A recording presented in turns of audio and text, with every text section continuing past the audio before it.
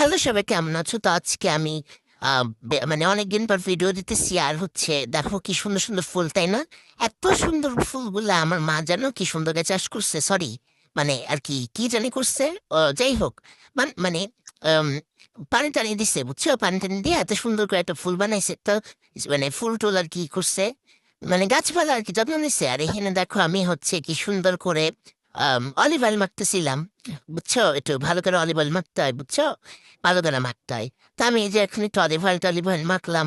তারপরে হচ্ছে আমি বানাইতেছি পুডিং, কারণ হেভি ক্ষুধা লেগেছে।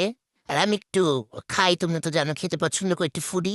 তো যাই হোক, এখন আমি একটু আচার খেতেছিলাম। আমরা 8 কেজি বোর্ড দিয়ে আচার করছে, কারণ আমরা আচার এত পছন্দ করি, সারা বছর করে আচারই গেলি। যাই হোক, তো এই যে এখানে হচ্ছে আমি কি সুন্দর চেক টেক করছিলাম। যাই হোক, হইলে হইলো, না হইলে নাই গা। খাওয়া দাওয়ার কথা।